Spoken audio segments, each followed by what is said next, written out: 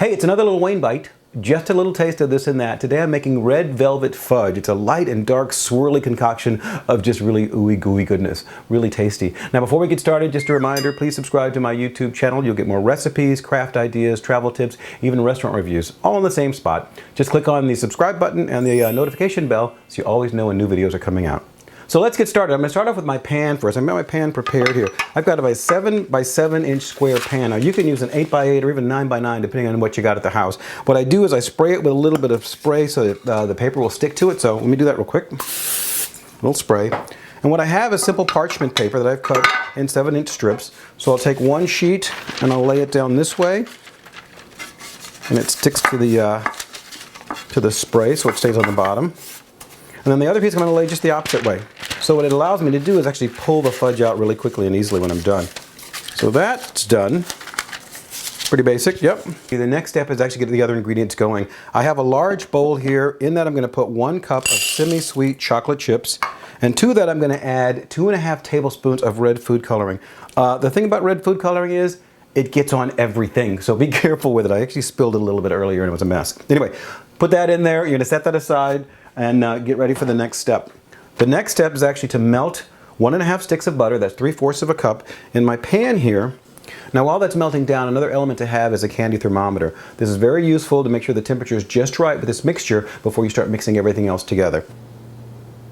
What I'm going to add to that is 3 cups of granulated sugar along with 3/4 of a cup of evaporated milk. I'm going to pour all that in there, mix all that together. And gently stir it. You don't want to stir it too vigorously because you don't want this stuff to get up on the walls of the pan and start crystallizing. Okay, now that everything's just about fully melted, I'm going to put my candy thermometer in. And you want this to get to 234 degrees before you go to the next step. So that's going to take a little time. Just let it boil up and get going. Now while that's boiling, here are the other ingredients you're going to need for this recipe.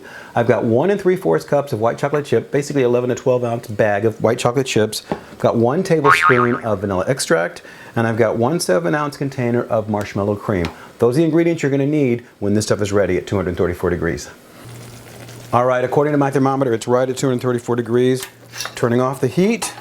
Pulling out the thermometer, setting that aside here. Now I'm pouring in the white chocolate chips. I'm going to open this up and get the marshmallow cream out. Go. There we go. And then my vanilla extract. Now I'm going to take this and just stir it until everything's fully blended. It takes about a minute or so. A little side tip. The reason there's actually little flecks in my white chocolate is because I poured the vanilla extract in too quickly. What you want to do is make sure you take your pot off the heat, mix in the vanilla cream and the white chocolate chips.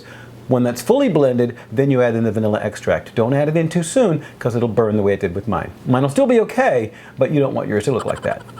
Nice and hot. Get some gloves here.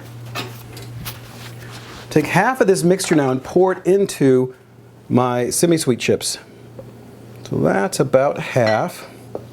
Just eyeballing it. Maybe a tiny bit more. There we go. Now with another spatula, I'm going to stir that together. So that's nice and smooth. Now what I'm going to do is just put a little of both into my pan with my spatula. I'll do a little row like that with the white chocolate. And I'll do a little roll like that with the dark chocolate. And then I'll pour a little bit more of this. I'm just going to alternate back and forth until you get all of it in there. A little of that. A little bit more of this. You know, cover the red, cover the white. Just like that. Okay. Now the next step is I'm just going to tap this a few times so all the air bubbles get out of there. Aggressively. And then I'm going to take a spatula. I'll take this spatula right here. All right, now once that's clean, I'm going to take this and I'm just going to swirl it through here a few times to mix the colors up. Go all the way down to the bottom, do a little swirling, bring it on top. Not too much because you don't want to blend the colors, you just want to swirl them. Keep doing that. So you start seeing a nice pattern on the top. You know you've got the white and the dark mixed together. And I think that's a pretty good swirl pattern. What do you think? Not bad? Okay. Now what I'm going to do with that is I'm going to tap it a few more times just to make sure all the air bubbles are out. Okay. All the air bubbles are out. Now you just want to let this thing cool naturally.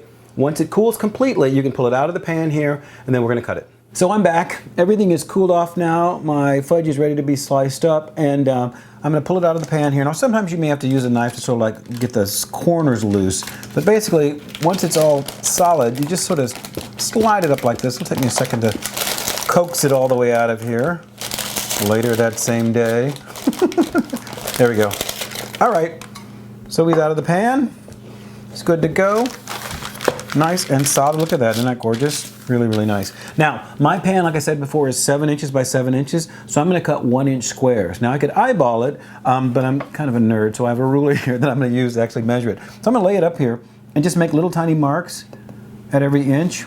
My line goes across like that. So I got one cut right there.